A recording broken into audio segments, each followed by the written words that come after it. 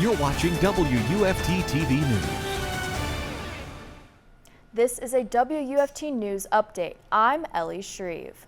Our top story, CNN is reporting Florida Governor Ron DeSantis will jump into the presidential race within 2 weeks. According to CNN sources, the DeSantis campaign will file paperwork next week to enter the race. DeSantis also appears set to gather top fundraisers next week in Miami. The following week would bring a formal kickoff in Dunedin, which is his hometown.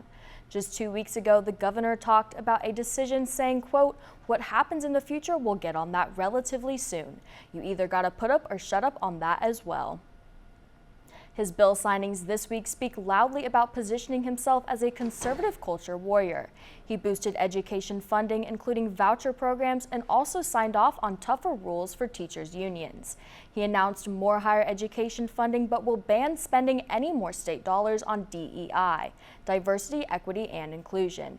And yesterday, he signed several bills about children, with many of the bills addressing transgender issues.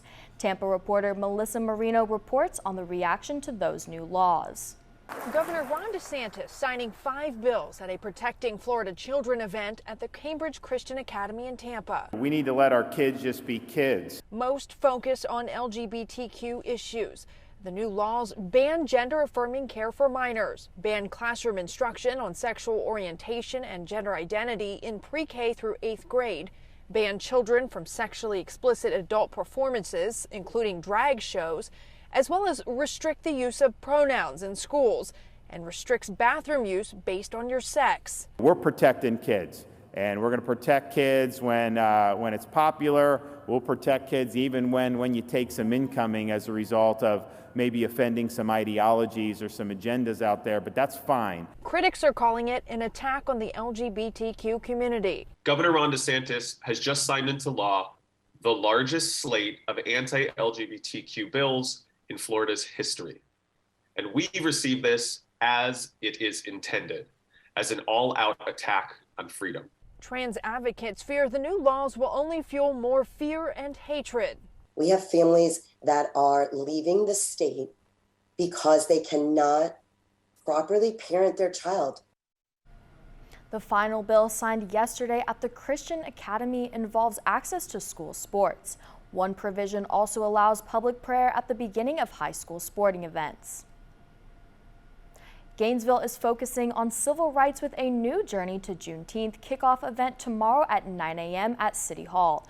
June 19th is now a federal holiday recognizing the effective end of slavery in the U.S. as Texas was forced to stop resisting the Emancipation Proclamation. Journey to Juneteenth will be a month-long celebration recognizing Florida Emancipation Day this Saturday and leading up to the Juneteenth holiday. UF is dealing with the loss of a piece of history, a longleaf pine presumed to be the oldest tree on campus. The tree could be 275 years old, existing long before the Gainesville campus started being built. The tree died a few months ago, and some people gathered to pay tribute yesterday as workers started carefully cutting it down. The wood will be examined to determine why the tree died and to confirm its age. Part or all of the tree might be reserved for a future exhibit. At UF, the club sport of women's rugby is celebrating a banner year after finishing just one win short of making the spring national championship game. WUFT Sports' Jennica Clerveaux caught up with the team near the end of the run and found the Gator spirit alive and kicking. Come on.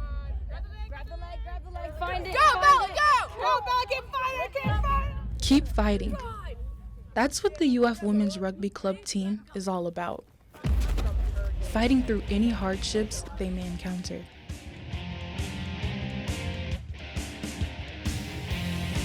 We have a hard time finding funding for things, a lot of budget cutting, a lot of trying to give up this for that and determine what's worth it when rugby, especially women's rugby, is the fastest growing sport in the U.S. In spite of the lack of recognition on campus, they're still powering through. In their last 4 matchups, they've outscored their opponents by a 223-point margin.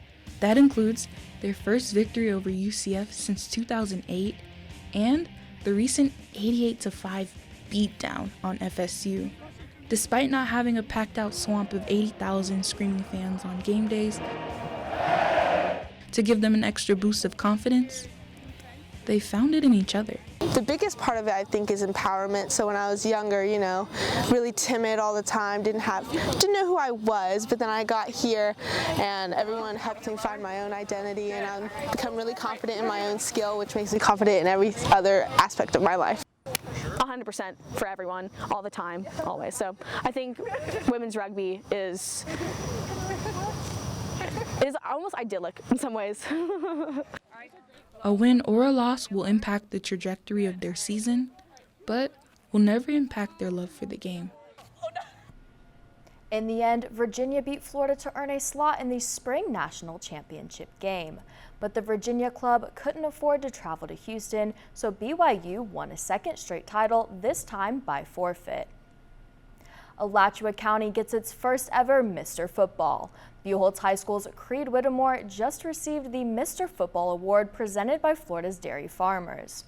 While the award recognizes Whittemore as the best all-around player in the state, he feels it's a team award more than anything.